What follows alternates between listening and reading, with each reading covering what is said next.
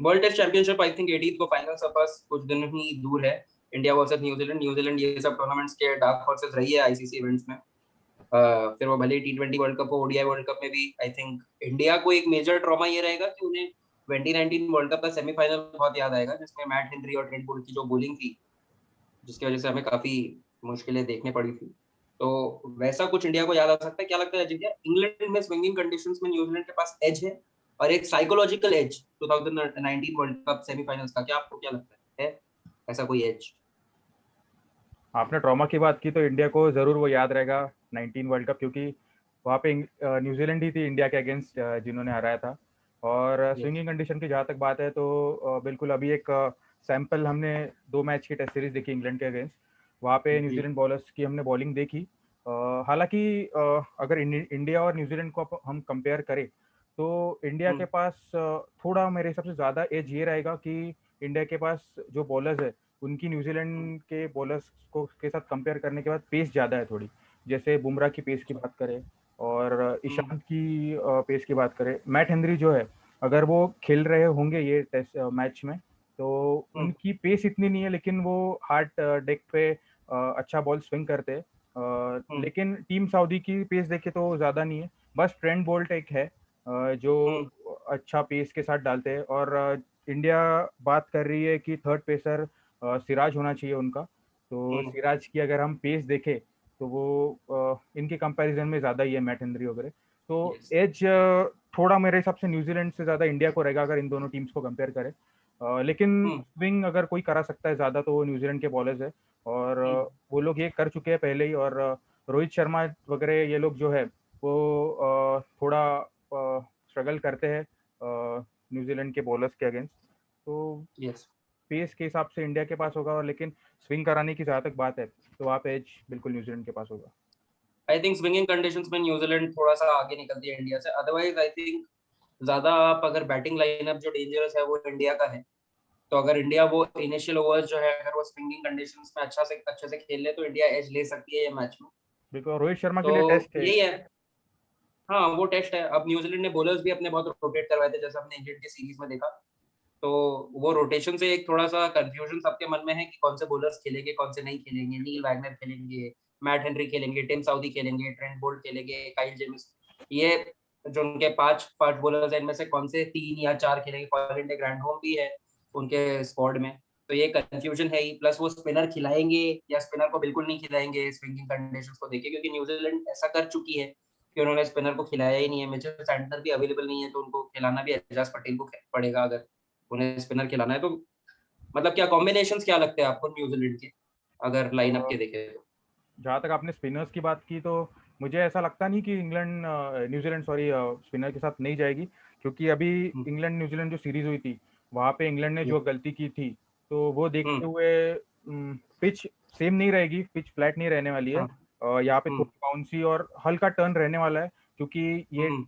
ICC के rules के हिसाब से बनने वाली है, क्योंकि वर्ल्ड टेस्ट चैंपियनशिप फाइनल है।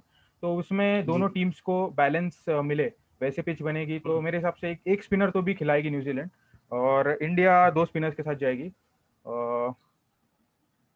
हाँ, ये कॉम्बिनेशन है। मतलब आई थिंक अगर न्यूजीलैंड का हम लाइनअप अगर डिस्कस करें तो न्यूजीलैंड के लाइनअप में या फिर आप स्क्वाड में भी देखो तो वो आई थिंक उनके पास में 3 विकेट कीपर बैट्समैन है। करेक्ट। टॉम लेथन तो क्योंकि ओपनिंग करते हैं तो वो नॉर्मली अब आजकल उनसे कीपिंग नहीं करवाते। पहले बीजे वॉटलिंग थे और अब टॉम ब्लंडल है। तो बैटिंग लाइनअप में बैटिंग में क्या कॉम्बिनेशन हो सकता है? 3 विकेट कीपर बैट्समैन है, इनमें से कितने खेलेंगे कितने नहीं खेलेंगे? आई थिंक पर्सनली अगर मुझे, मेरा ये मानना है कि उनका लाइनअप रहेगा Devon Conway, Tom Latham opening के लिए, फिर 1 down Kane Williamson, 2 down Ross Taylor, फिर हेनरी निकोलस है जो कि नंबर 5 पे खेलेंगे उनके लिए। तो नंबर 6 पे जो है जहाँ पे टॉम ब्लंडल नॉर्मली अभी खेल रहे हैं वहां पे, क्योंकि विल यंग ने भी काफी अच्छा खेला तो हो सकता है उनका भी चांस आप कहीं बनते देखते हैं कि टॉम ब्लंडल अपनी पोजीशन रिटेन करेंगे या वॉटलिंग। एक्चुअली वो दोनों का पहला मैच था जो सेकंड मैच उन्होंने खेला टेस्ट में, और दोनों ने अच्छा परफॉर्म किया। लेकिन विल यंग ने जिस हिसाब से 80 प्लस रन्स बनाए और जिस हाँ। कंपोजर के साथ बनाए हैं, तो मुझे ऐसा लगता है हाँ। वहाँ पे उनको एज मिलता है। लेकिन वो जो बैटिंग पोजीशन है नंबर 6 की, अब उसके लिए वो हम्म। सूट करते हैं या नहीं, ये इंग्लैंड टीम मैनेजमेंट पे डिपेंड करता है कि वो वहाँ पे खिलाना चाहेंगे उनको या फिर टॉम को हम्म खिलाना चाहेंगे। लेकिन एक हम्म ऑलराउंडर की जो जगह है जहाँ पे ग्रैंड होम की जगह बनती हम्म, थी, लेकिन ग्रैंड होम ने कुछ खास किया नहीं पहले टेस्ट मैच में। या तो इंग्लैंड को हम्म जो एक एक्स्ट्रा पेसर खिलाना है, तो न्यूजीलैंड को सॉरी, तो न्यूजीलैंड वो कोशिश कर सकती है कि वहाँ पे उनको एक काइल जेमिसन हो जाए या फिर नील हम्म वैगनर हो जाए, या फिर मैट हेनरी, जिसको भी वो हम्म बाहर रखने वाले थे, तो वो एक हम्म पोजीशन पे खिला सकते हैं एक पेसर को, और वो 4 पेसर के साथ जा सकते हैं साथ जी में एजाज पटेल को लेके। हम्म। तो मेरे हिसाब से न्यूजीलैंड का यही होना चाहिए लाइनअप। मुझे पर्सनली लगता है कि विलियम खेले बहुत अच्छा, लेकिन आई थिंक वो टॉम लेथम के वर्क मैनेजमेंट पे भी डिपेंड करता है कि टॉम लेथम ओपनिंग करते हैं तो वो उनसे कीपिंग करवाना चाहते हैं कि नहीं। अगर वो उनसे कीपिंग नहीं करवाना चाहते और सिर्फ ओपनिंग करवाना चाहते हैं तो उनके पास कोई ऑप्शन नहीं बचता ब्लंडल को नंबर 6 पे विकेट कीपर बैट्समैन के तौर पे खिलाने का, और वो 6 बैट्समैन का कॉम्बिनेशन तैयार हो जाता है फिर वो कि पोजीशन भी लेथम थोड़ी ट्रिकी कॉनवे। है, नंबर 6 की। हाँ, लेथम कॉनवे विलियमसन टेलर, फिर उसके बाद में अपने ये टॉम ब्लंडल, ब्रेंडल। और फिर उस हाँ, फिर उसके बाद में उनके बॉलर स्टार्ट हो जाते हैं। तो बॉलर्स में आई थिंक अब मिचेल सैंटनर नहीं है तो वो अजाज पटेल को स्पिनर के तौर पे खिलाएंगे।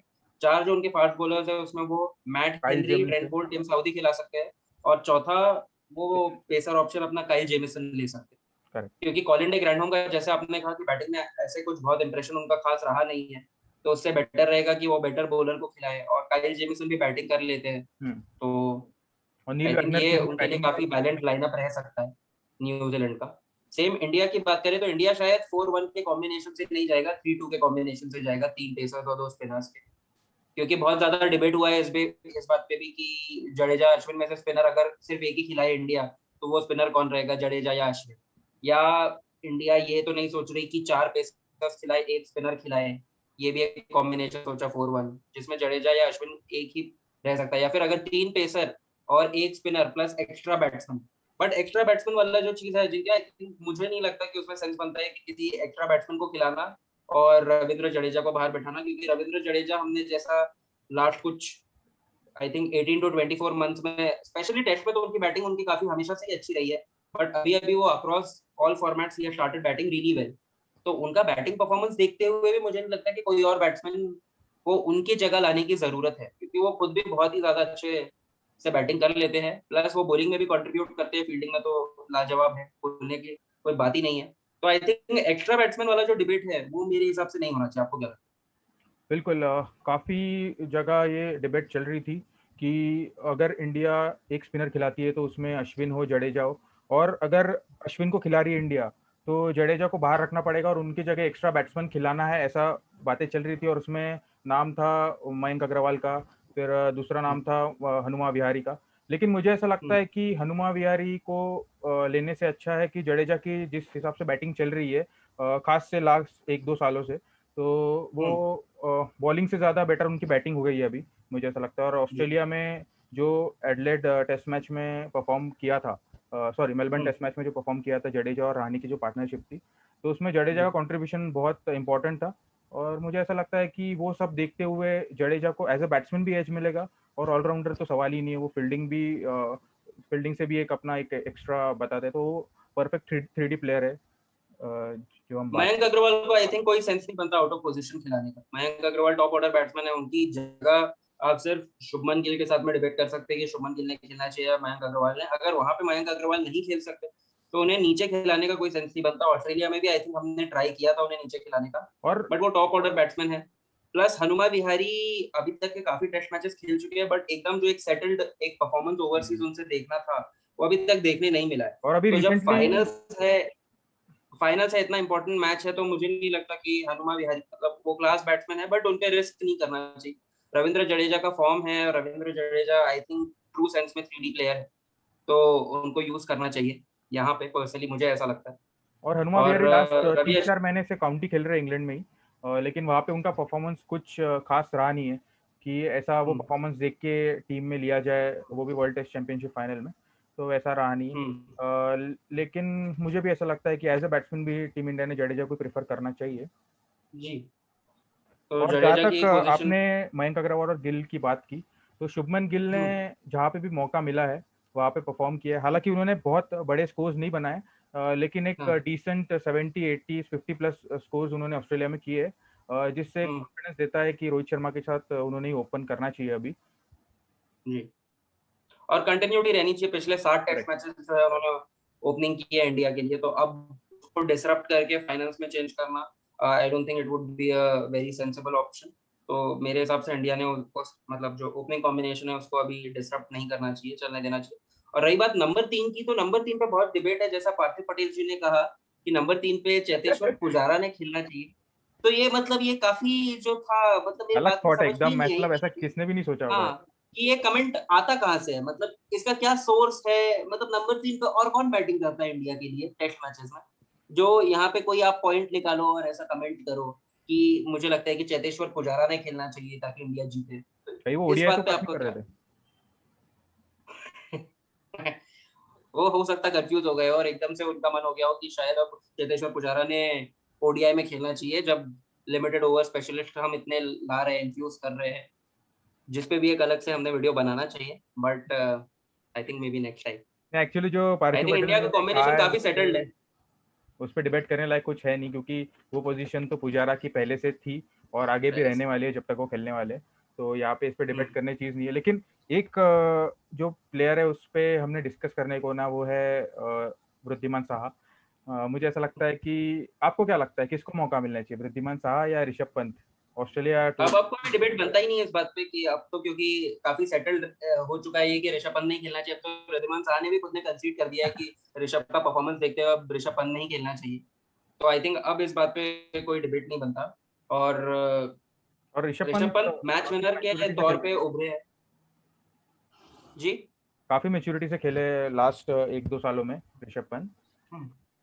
वो और जो काफ़ी सारी मैच ओडीआई। विनिंग इनिंग्स भी खेली है उन्होंने। हम्म। स्पेशली ऑस्ट्रेलिया में जो उन्होंने किया है, आई थिंक लास्ट डे पे जो 2 इनिंग्स उन्होंने दी है और जिस हिसाब से स्वॉशबकलिंग इनिंग्स उन्होंने खेली है, अब आई थिंक रिद्धिमान साहा की कोई एंट्री बनती नहीं है टीम में। बिल्कुल, और जब से और ऋषभ पंत का ओडीआई से एक्सक्लूजन हुआ था, तब से हुँ, उन्होंने मुझे ऐसा लगता है कि अपनी मैच्योरिटी दिखाई है। हालांकि वो आईपीएल हो, भले ही वो आईपीएल हो या फिर टेस्ट क्रिकेट हो, ओडीआई क्रिकेट हो, तो हर जगह अच्छा परफॉर्म किया। और ऑस्ट्रेलिया टूर का तो शायद से उन्होंने ही वो टेस्ट मैच जिताई है, जो उन्होंने हाँ, सेंचुरी बनाई आई थी। थिंक वहाँ पे कोई डिबेट नहीं बनता अब। बिल्कुल। तो और ऋषभ ये पंत नहीं वर्ल्ड टेस्ट खेलना चाहिए। एक चैंपियनशिप है में भी बस। काफी इंपॉर्टेंट प्लेयर है वो। हुँ, वही है। मोहम्मद शमी एक है जो बेचारे बाहर बैठेंगे, क्योंकि वो आई थिंक जो एक रिकॉर्डिंग जो लोगों ने सुन ली है माइक शुरू रहने की वजह से, उससे काफ़ी ज़्यादा लोगों को भरोसा हमारे हो गया कि प्रिय मोहम्मद शास्त्री सिराज जी ही और तो होंगे खेलने कप्तान वाले। विराट कोहली की बातें।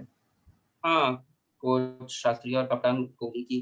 तो उससे सबको काफ़ी भरोसा हो गया कि मोहम्मद सिराज खेलेंगे। अगर 4 पेसर्स खेलते हैं तो ही आई थिंक मोहम्मद शमी का चांस बनता है। Otherwise Siraj, I think at this point certain लग रहा है कि मोहम्मद सिराज खेलेंगे। अच्छा, मेरा एक क्वेश्चन था कि अभी हुँ, काफ़ी दिनों से बातें चल रही है कि जो इंग्लैंड न्यूजीलैंड की टेस्ट सीरीज हुई, तो हुँ, उससे हुँ, इंग्लैंड, जो इंग्लैंड में खेले हैं न्यूजीलैंड 2 टेस्ट मैच, उससे न्यूजीलैंड को हुँ, एज है। लेकिन हुँ, पर्सनली मुझे ऐसा लगता है कि शायद से इंडिया इतने टाइम से खेली नहीं है और एकदम रॉ टीम है अभी इतने टाइम। हालांकि 2-3 महीने बाद खेल रही है टीम इंडिया। तो मुझे हुँ, ऐसा लगता है, मेरे पर्सनल व्यू के हिसाब से इंडिया को एज है, क्योंकि उनके जो कार्ड्स है वो अब तक ओपन नहीं हुए हैं, कि उन्होंने किसने भी इंडिया का टेस्ट रिसेंटली बैटिंग या फिर बॉलिंग देखा नहीं है ऑस्ट्रेलिया टूर के बाद से। तो मुझे पर्सनली ऐसा लगता है एज इंडिया को। लेकिन आपको क्या लगता है कि वो टेस्ट आई सीरीज थिंक इंग्लैंड ध्यान के रखती अगेंस्ट है? की सीरीज़ में हमने खेला ही था, तो बॉलिंग बैटिंग हमारी ऑलमोस्ट सेटल्ड है, तो एज़ सच बहुत हमारे पास में कार्ड्स नहीं है कुछ प्ले करने के लिए। This is a very strong batting lineup and bowling lineup that we are going to put out in the finals. तो मुझे ऐसा लगता नहीं है कि उसमें बहुत सरप्राइज़ेज़ है या कुछ है। रही बात न्यूज़ीलैंड की, तो हाँ, न्यूज़ीलैंड को ये कह सकते हैं कि उनको मैच प्रैक्टिस मिल गई और प्लस उन्होंने प्लेयर्स रोटेट किए, तो काफ़ी जो उन्होंने अपनी पूरा स्क्वाड है, पूरे स्क्वाड को टेस्ट कर लिया है, राइट? तो अगर इनमें से उन्हें अभी कोई भी प्लेयर्स को खेलना पड़े तो उन सबने खेली है मैचेस, तो उनको सबको मैच प्रैक्टिस है, तो वो एक एडवांटेज है न्यूजीलैंड के पास में। बट आई थिंक मुझे फिर भी लगता है कि इंडिया जीतेगी मैच, क्योंकि मैं इंडियन हूँ। उसमें तो सिंपल कोई चीज है। डाउट ही नहीं है। प्लस मुझे पर्सनली लगता है कि इंडिया का लाइनअप काफी स्ट्रांग है। अगर इंडिया अपने स्ट्रेंथ्स पे खेले और इंडिया अगर प्रॉपरली खेले तो there is no reason to, I think, put India down, है ना? तो मुझे ऐसा पर्सनली लगता है कि इंडिया अगर अपने स्ट्रेंथ्स पे खेले तो इंडिया ये मैच जीत सकती है। हाँ, अगर हम 2019 वर्ल्ड कप टाइप ही कुछ मिनी कोलैप्स ही कर दे स्टार्ट में, तो फिर तो यार अब मिनी कोलैप्स हो जाए तो फिर तो आई थिंक अगर आपके सामने फिर वेस्ट इंडीज भी हो तो भी आपको डिफिकल्ट होता है, फिर ये तो और न्यूजीलैंड है। और इंग्लैंड जैसे कंट्री में मुझे ऐसा लगता है कि यहाँ पे अगर 300 250 भी रन्स पे कोई टीम ऑल आउट होती है फिर भी वो मैच में हम्म रहती है, क्योंकि हम्म सबसे बॉलिंग मेन कंडीशंस की वजह से। बॉलिंग कंडीशंस तो है ही, और मेन हम्म रीजन है वहाँ का वेदर कंडीशन। तो कभी भी बारिश हम्म आ सकती है, कभी भी दिन पूरा हम्म बारिश में जा सकता है। तो वो एक एडवांटेज रहता है, और वर्ल्ड टेस्ट चैंपियनशिप पे भी साया है बारिश का, ऐसा कहा जा रहा है। हालांकि लाइट शावर्स रहने वाले हैं बीच बीच में, लेकिन अगर इंग्लैंड जैसे वेदर में 3 दिन का भी मैच हो तो उसमें भी रिजल्ट मिल सकता है। वो है, लेकिन बस ड्रॉ हो जाए तो थोड़ा पछता हो जाएगा, क्योंकि सब रिजल्ट एक्सपेक्ट कर रहे हैं, सबको चाहिए अपनी टीम जीते, अपनी टीम। वो ड्रॉ हो जाए फिर वो शेड, उसमें इतना मजा नहीं है। शेड तो अभी हमको खास पता ही है टॉप टू खास कौन है। करके इंडियंस थोड़ा ज़्यादा उत्साही है इसके लिए, क्योंकि इतना टाइम हो गया कि आईसीसी टूर्नामेंट जीते हुए। तो ये एक और हाँ, इसके आई थिंक बाद 2013 चैंपियन ट्रॉफी के बाद से 2 बार हमने ऑलमोस्ट फाइनल्स भी खेला, एक बार T almost twenty 8 world cup साल का होने आ फाइनल गए। खेला, एक बार चैंपियंस ट्रॉफी का फाइनल खेला, सेमीफाइनल्स में हम कितने बार हारे, आई थिंक 2 वर्ल्ड कप, फिर उसके बाद में टी 20 वर्ल्ड कप का सेमीफाइनल। तो ऐसे और काफी विराट सारे कोहली एज ए मैचेस में कैप्टन हम भी कोई सेमी। आईसीसी टूर्नामेंट जीते तो हम्म थोड़ा अच्छा लगेगा, क्योंकि ये जो बिल्टअप है लास्ट 5 सालों का, तो इसमें हम्म विराट कोहली की काफी मेहनत है ये टीम बिल्ड करने में। उनका फिटनेस हम्म की बात करें, या फिर इंडिया के पेसर्स बिल्ड करने की बात करें, तो इसमें काफी हार्डवर्क है विराट कोहली का। तो वो एक आईसीसी हम्म। टूर्नामेंट जीत जाए, जो कि पहला है, इनॉग्रल है, तो वो जीत जाए तो प्लस ये जो आई थिंक अभी जो ये पूरा रूटीन इंडिया ए का जो शुरू हुआ है, और एनसीए में जैसे राहुल द्रविड़ जब से एनसीए हेड बने हैं, और अंडर 19 के, तब से हमारा जो स्क्वाड हमने बहुत ही काफी बड़ा काफी स्क्वाड देखा है। Almost 50 players who are ready to play international cricket. तो आई थिंक उन सब के लिए बहुत ज्यादा अच्छी बात होगी अगर हम ये जीत जाए तो, बिल्कुल। क्योंकि वो जो पूरा प्रोग्राम हुआ है उस वजह से ही हमने ऑस्ट्रेलिया में इंडिया को जीतते हुए देखा, क्योंकि जो भी प्लेयर्स आ रहे हैं स्क्वाड में वो सब रेडी है इंटरनेशनल क्रिकेट खेलने के लिए। कोई भी ऐसा नहीं लग रहा कि he is playing for the first time, right. Correct. तो वो उस वजह से आई थिंक ये बहुत ही ज्यादा इंपॉर्टेंट होगा वर्ल्ड टेस्ट चैंपियनशिप, और इसके बाद में फिर पूरा दौर ही शुरू होने वाला है। टी 20 वर्ल्ड कप भी है right around the corner, world cup तो आने वाला है 2023 में। सो या this can be the start of good things for Indian team. बिल्कुल, और इससे टेस्ट क्रिकेट को एक पुश भी मिलेगा। बहुत ज्यादा, बहुत ज्यादा आई थिंक टेस्ट क्रिकेट का जो एक्साइटमेंट धीरे धीरे टी 20 वर्ल्ड कप की वजह से कम होता जा रहा है, बट जिस हिसाब से हमने अभी इंडिया ऑस्ट्रेलिया में भी सीरीज देखी, और जो आई थिंक आज भी मैं देखता हूँ उसको, जिस तरीके से, जिस कंडीशंस में, और जितने इंजरीज के बाद में इंडिया ने वो विन निकाला, उसके बाद में मुझे लगता है कि टेस्ट क्रिकेट अब बहुत ज्यादा एक्साइटिंग हो गया है। स्पेशली जो मजा टेस्ट क्रिकेट जीतने का है वो आई थिंक कहीं और आना थोड़ा मुश्किल ही है, क्योंकि बहुत ज्यादा I think you have to fight really hard to win a test match. तो ये एक टेस्ट क्रिकेट को एक प्रोपेल तो करेगा ही personally, and may the best team win. बिल्कुल, हम तो चाहेंगे टीम इंडिया ही जीते, लेकिन एज ए स्पोर्ट्स क्षेत्र में हमें ये कहना पड़ता है कि हाँ, बेस्ट टीम जो मतलब भी टीम बेस्ट इंडिया। टीम है। बिल्कुल। तो चलिए, हमने सभी बातें कर ली इसमें, और अगर आप इस चैनल पे नए हैं तो प्लीज़ चैनल को लाइक कीजिए, सब्सक्राइब कीजिए और शेयर कीजिए। Thank you.